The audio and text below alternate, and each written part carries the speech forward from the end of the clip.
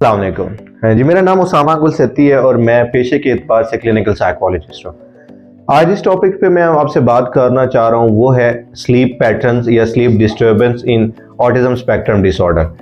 Autism spectrum disorder के ऊपर जो बच्चे होते हैं उनके अंदर जो स्लीप के इश्यूज होते हैं वो बेसिकली उनकी वजह क्या होती है और उनका इम्पैक्ट क्या होता है।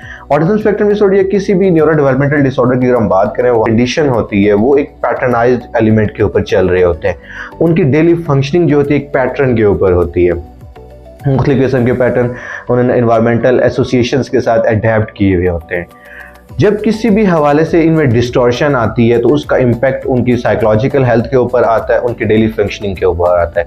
जब उनकी डेली फंक्शनिंग के ऊपर जब ये इम्पैक्ट आता है तो ऑटोमेटिकली उनके अंदर स्लीप पैटर्न्स जो हैं वो स्लीप डिस्टर्बेंस डिस्टॉर्शन ये क्रिएट होना शुरू होती है, जिसका इम्पैक्ट बिहेवियरल आउटकम की तरफ आता है। बच्चे एग्रेसिवली बिहेव करते हैं, हाइपर एक्टिविटी बच्चों के अंदर आती है, भागना दौड़ना, क्राइंग, डिस्ट्रप्टिव बिहेवियर, यानी वो बिहेवियर के आगे डिफरेंट एस्पेक्ट्स के ऊपर बात चली जाती है। पैटर्न एलिमेंट के ऊपर या सोशल इन्वायरमेंट फैक्टर जो कंट्रीब्यूट करते हैं उसके अंदर एक बायोलॉजिकल एस्पेक्ट भी हो सकता है। मेडिकेशन इनटेक हो गया, सेडेटिव इनटेक हो गया, ये इम्पैक्ट भी उसका स्लीप साइकिल को डिस्टर्ब करता है। जो एक और बड़ा इम्पोर्टेंट चीज़ जो हमें इस एनालिसिस के अंदर कि कौन से फैक्टर्स हैं जो स्लीप पैटर्न को डिस्टर्ब कर रहे हैं, एक हेल्दी स्लीप साइकिल की असेसमेंट भी हमें बहुत ज़रूरी है। अगर बच्चा रूटीन के टाइम के अंदर एक स्पेसिफिक टाइम ड्यूरेशन के साथ चंक में अपने स्लीप पैटर्न बनाया हुआ है और वो स्लीप ले रहा है, तो उसका इम्पैक्ट भी नाइट पैटर्न जो स्लीप का बना हुआ है उसके ऊपर भी ज़रूर आता है बच्चे का।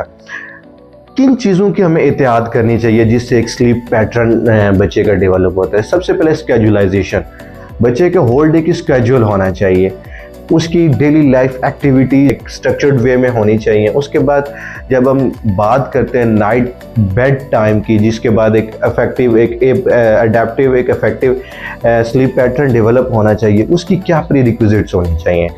सबसे पहले avoid the screen time before going to bed. आप कम से कम आप माइंड में ये रखें कि बच्चा आधा घंटा या घंटे तक वो बच्चा पहले किसी किस्म का स्क्रीन टाइम ना ले, क्योंकि स्क्रीन टाइम से अगेन जब वो स्टिमुलेशन लेगा तो ऑटोमेटिकली उसकी वो जो कॉग्निटिव प्रोसेसिंग है या उसका जो न्यूरोट्रांसमीटर अकॉर्डिंग टू दैट उसके स्टिमुलेशन के साथ एक्टिवेट होना शुरू हो जाएंगे और एक कॉग्निटिव फंक्शनिंग, ब्रेन फंक्शनिंग उसकी एक्टिवेट होना शुरू हो जाएगी, जो उसके उस पैटर्न को इम्पैक्ट करेगी।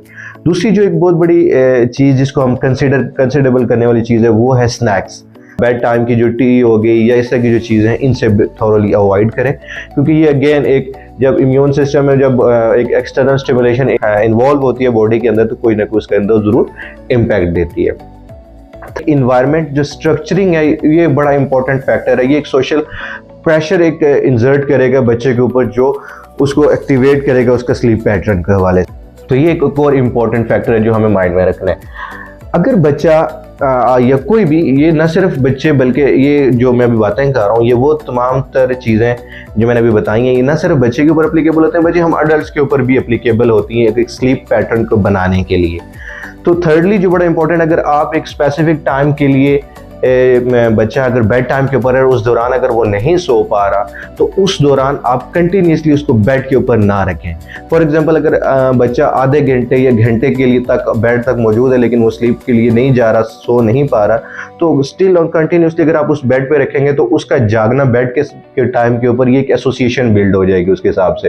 देन अगेन वो इस बिहेवियर को एक पैटर्न के हवाले से रिपीट करने की तरफ जाएगा। उस दौरान आपने ये करना होगा कि आप बच्चे को बेड टाइम से स्पेयर करें और कुछ डिफरेंट छोटी मोटी फिजिकल एक्टिविटी में इसको एंगेज करें। छोटी सी इन्वायरमेंट को डिस्ट्रैक्ट करें, इन्वायरमेंट को थोड़ा सा ऐसा बनाएं जो एनर्जी डिस्पर्शन की तरफ जाए, थोड़ी सी वॉक कराएं, फिजिकल एक्टिविटी के अंदर थोड़ा सा एंगेज करें, देन अगेन इसको बेड के ऊपर लेके आए।